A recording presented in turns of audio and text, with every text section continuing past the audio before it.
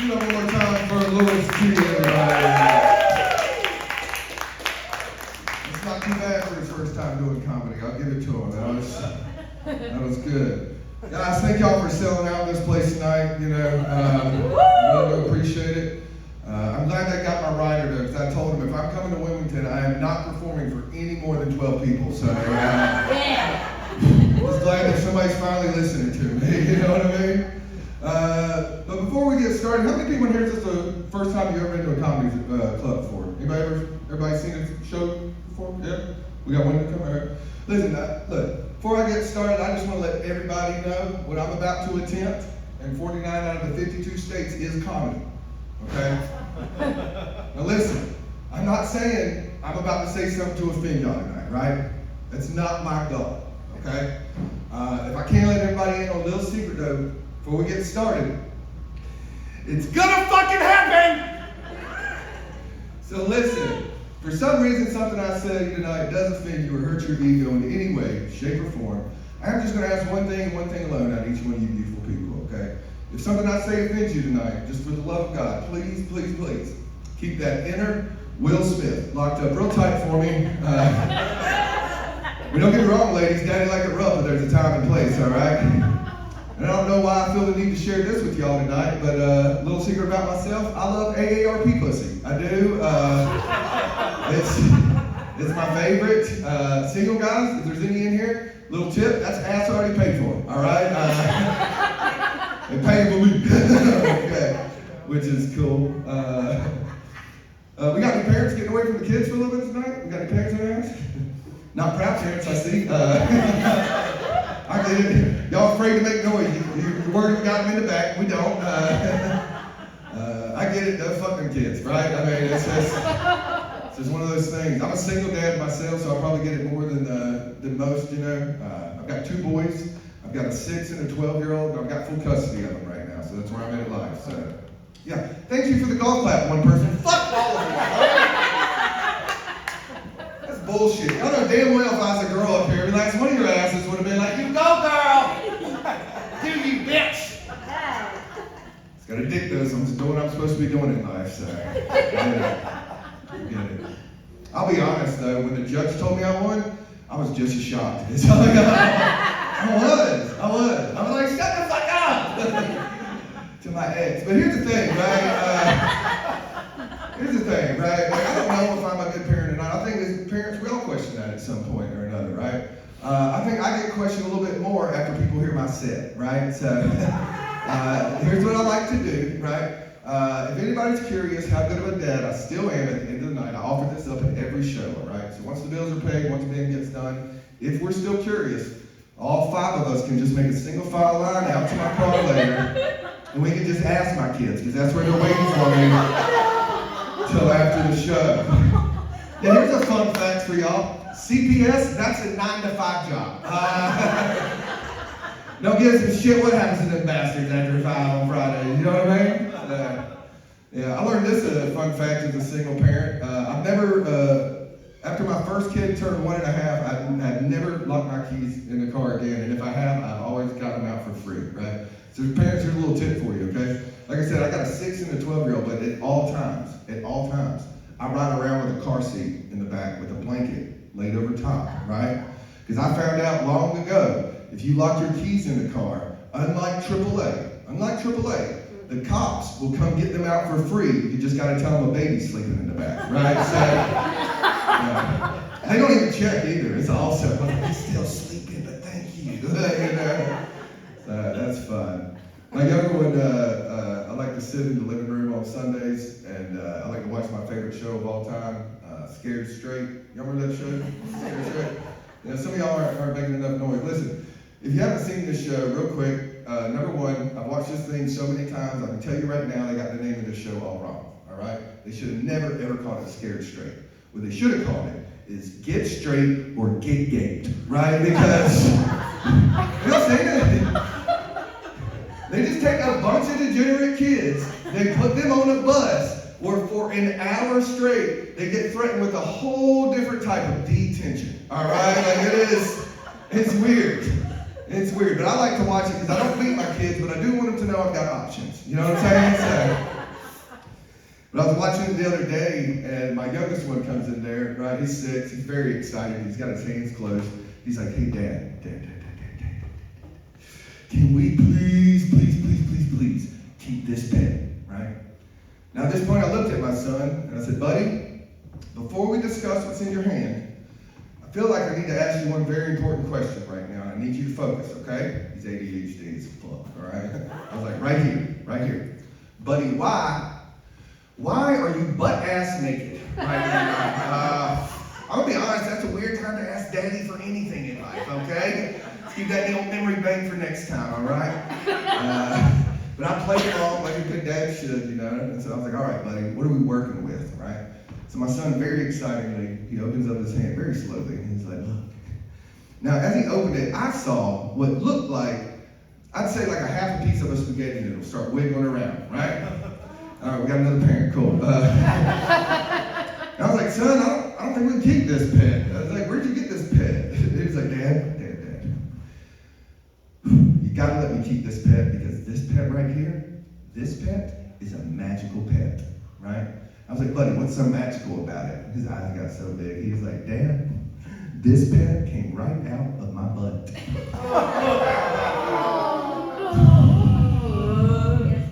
Yeah, you think that's bad? The worst part was when he bent over and was like, look, Dad, he brought friends. Yeah, I don't know if y'all ever watched Alien before, but I freaked out, guys. Like I said, I'm a single dad. There's not a woman within 10 miles, right? So, like, I called the nurse's hotline right away. You know, I was like, man, you gotta help me, all right? I think I broke my kid. The stuffing was coming out all over me, right? She was like, it's perfectly fine. It's perfectly normal. It's something called pinworms, Mr. Saunders, right? Here's the thing, okay? I got a little touch of the team, right? And it annoys the piss out of me when somebody repeats themselves over and over again like I'm an idiot, right? You know what I mean? And so, like, here's the thing, like, it also makes me question things about myself. She said it so much, like it was so normal. As soon as we hung up, I had to go find a compact mirror. I was like, well, where the fuck are mine then? Because I'm like, it can't be that common, right? I've never heard of it. I was 36 years old, never heard of it before. You know what I mean? I don't know if you can tell or not, this accent is not from New York, right? Like, I grew up where there was a lot of meth in the air, okay? And catfish ponds, right? So like me and my buddies, we all used to gather up on our bikes, right? And we used to drive down to the catfish pond in the summertime to go fishing, right? Now listen, if this was so common, you tell me why not 1 out of 12 guys, that was a group of guys we had, how come when we were all waiting there, not once when the last guy come riding up, I never once heard, hey guys, guess what?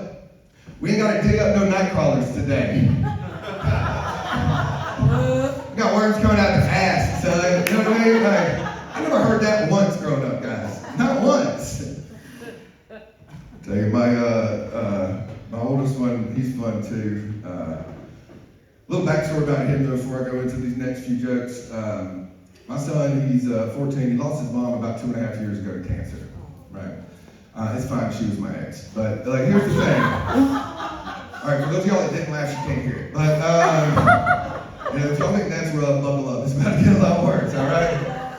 All right, here's the thing, right? My son, he's been going through some stuff, obviously, when you lose a parent. That's hard for anybody, right? And he's been getting into some trouble at school, but like this past week, this is 100% true, by the way, I got a phone call from my youngest one's school when I was talking about the words. His teacher called me to ask to make sure I was going to be, I could come to school this Wednesday because they were having award ceremonies for the quarter, you know? And she told me my youngest one won the award for being the most outstanding kid in the grade, right? I know. I said, bullshit, you got the wrong number, man. I said, not my kid, you know what I mean? But I played along, you know, so I went in there the next day to the cafeteria where all the great award ceremonies in life are held, you know?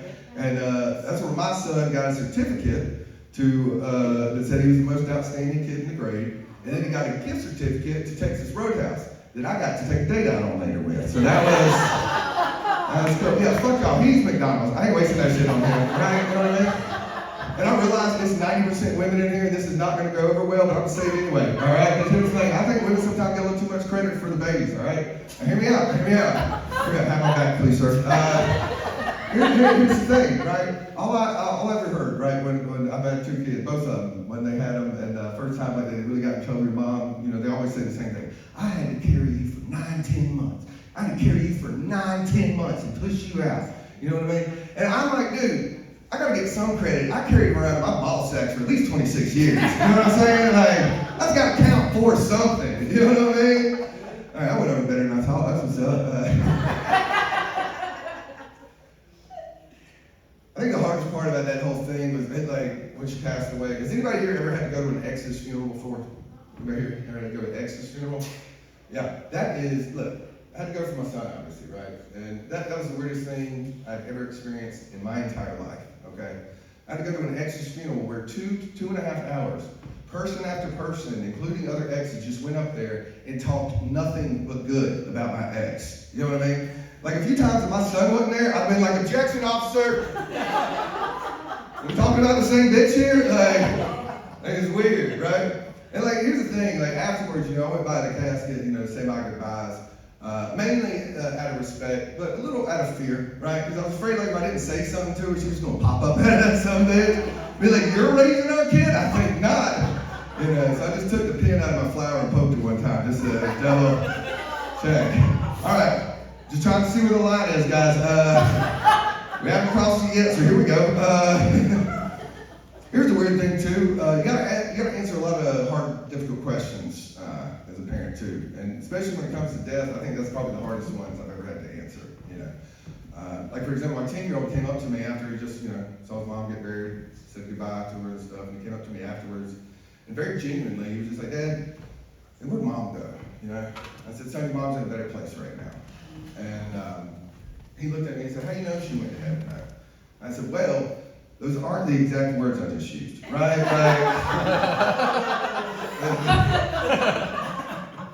Like, you know what I mean? Like I said, she's in a better place, right? Because like I grew up very religious, okay, until I watched a George Carlin CD. You know what I mean? And so, like I don't want to force anything on my kids. I want them to come to some of these conclusions about, on their own accord, right?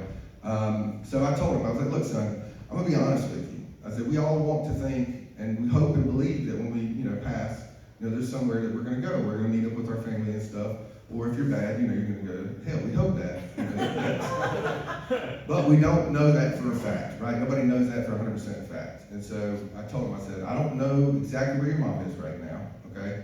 But I do know wherever she is at this very moment, bud, is somewhere that doesn't include my child support anymore." And that's a much better place than my life. I'm going to hell. All right. I want to tell you that. But as I was leaving, before I move on, as I was leaving that award ceremony for my younger kid, I got a phone call from the older one's school, right? It's at the same time. They're on the same kind of schedules, right? It's at the end of the quarter, so I'm like, damn. He finally turned a corner. What are the odds he just won an award right now, Now listen, I don't know if y'all count this or not, right? But my son won the award that day of ISS, right? All right, we got 3 badasses in here, right? For you goody two-shoes fuckers, all right? What ISS is, okay, is in-school suspension, right? My son got in trouble for fighting, right?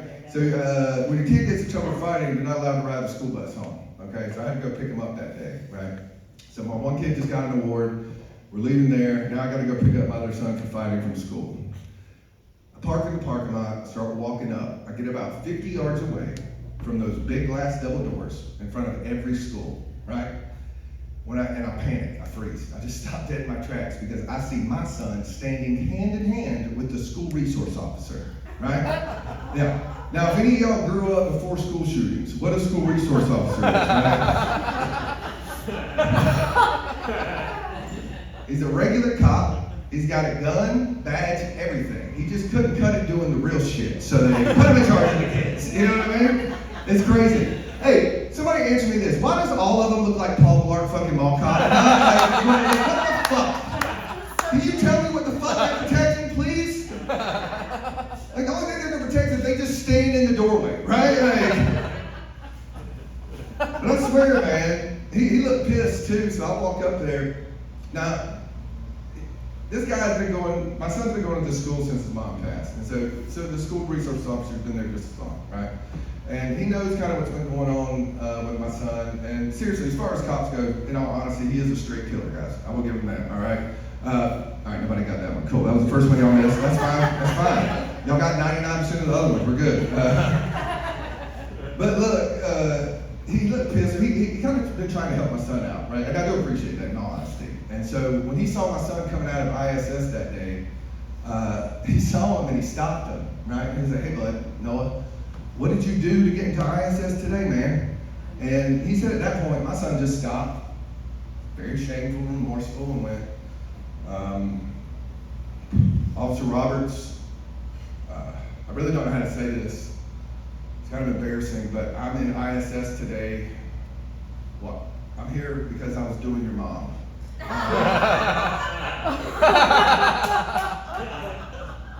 Hey, do y'all know how hard it was for me not to laugh directly into a guy's face? You know what I mean?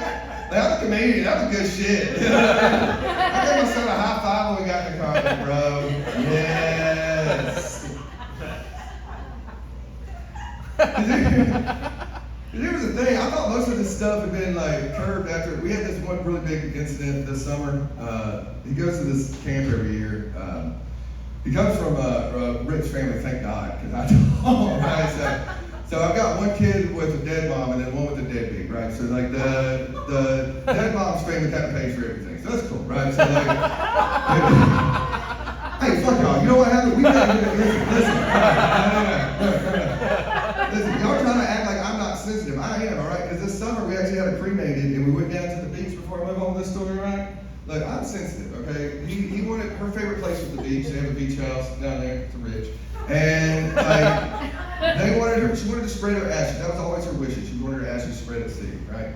So we all went down there this past summer and we all took a handful of ashes out, you know, and everybody threw them out. And I just took mine and, right? It's like, I wanted to blow her ashes just to repay her for all the time she blew me, guys. Like, I don't give a fuck. Y'all don't think that's fucking love? I don't know what is, all right? Like,